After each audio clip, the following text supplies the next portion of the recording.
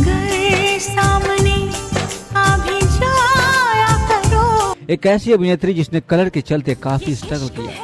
90 के दशक के अंत और 2000 की शुरुआत की बात है। एक सांवली सलोनी सी लड़की जिसके दिल्ली और कोलकाता जैसे शहर में परवरिश हुई और उसने कुछ कर गुजरने का सपना देखा और किसी की सलाह पर मॉडलिंग की शुरुआत की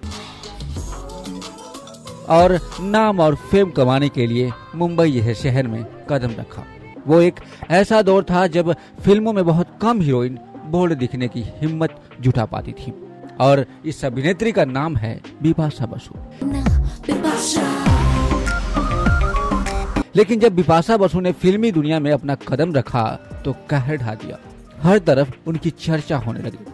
उनके बिंदास वाली फोटोज के पोस्टर हर जगह लगने शुरू हो गए। अपने बोल अंदाज से नौजवानों के दिलों और दिमाग पर छा गई। अपने सांवले सलोने रंग से सभी को अपना दीवाना कर दिया था। एक समय ऐसा था जब उनके कलर को लेकर काफी उन्हें स्ट्रगल करना पड़ा और एक समय ऐसा भी आया जब उनके सांवले सलोने रंग से सभी उनकी ओर प्रभावित होने लगे। लेकिन इनके लिए फिल्म इंडस्ट्री में कदम रखना उतना आसान नहीं था। इनके कलर को लेकर इन्हें बहुत स्ट्रगल करना पड़ा। लिखने और पढ़ने और देखने में जितना आसान लगता है उनका करियर उतना आसान नहीं था। बिपाशा बसु ने शुरुआती दौर में बहुत स्ट्रगल किया। उन्हें एक टैग दिया जाने लगा। उनके रंग का मजाक उड़ाने जाने लगा। लेकिन उन्होंने कभी हार नहीं मानी। उन्होंने कभी जमाने की परवाह नहीं की और अपनी शर्तों पर जिंदगी जीने के लिए आज वो इस मुकाम पर है जिसके लिए उन्होंने कड़ी मेहनत की थी। बिपाशा बसु का जन्म 7 जनवरी 1989 को दिल्ली में एक बंगाली परिवार में हुआ था। उनके पिता थीरक बसु एक सिविल इंजीनियर थे और उनकी मां एक हाउसवाइफ है। उनकी बड़ी बहन विदिशा और छोटी बहन बिजोता बसु हैं। बिपाशा ने एक बार अपने नाम के बारे में बात करते हुए बताया था कि उसका अर्थ है डार्क डिजायर, अंधेरी गहरी एक छाई, और ये एक नदी का नाम भी है। स्कूल में ये लेडी गुंडा के नाम से मशहूर थी। जी हाँ दोस्तों, बिपाशा ने दिल्ली में तकरीबन 8 साल तक पढ़ाई की और इसके बाद उनकी फैमिली कोलकाता में शिफ्ट हो गई, जहां उस स्कूल में उन्हें बच्चे गुंडा कहते थे और अपने क्लास की ये हेड गर्ल रही। अपने छोटे बाल दमदार पर्सनैलिटी से लाइमलाइट में हमेशा रहती थी। साल 1996 की बात है।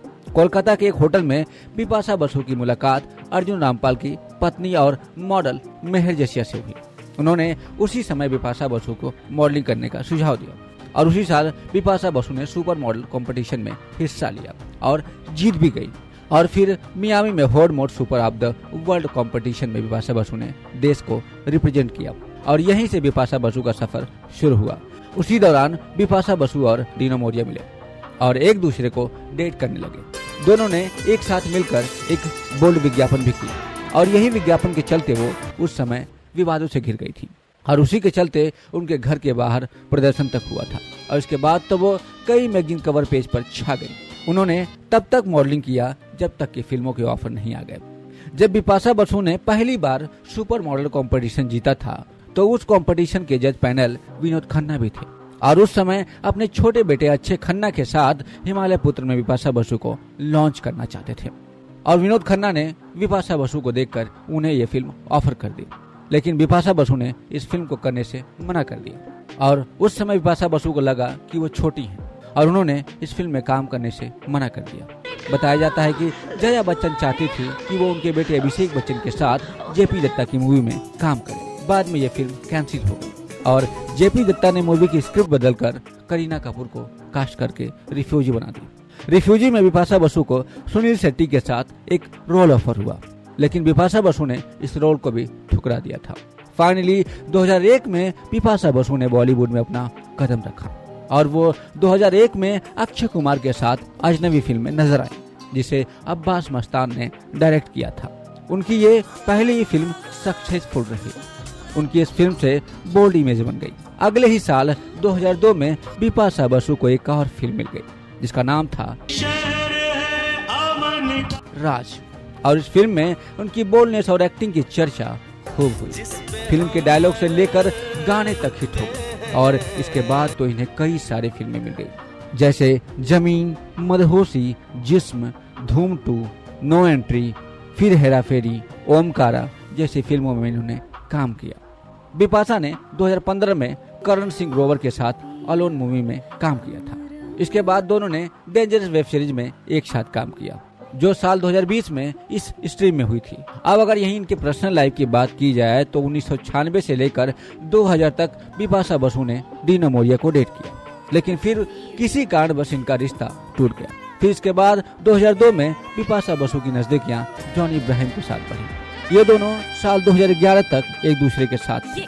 फिर अचानक पता नहीं इनके बीच क्या हुआ जो इनका ब्रेकअप हो गया।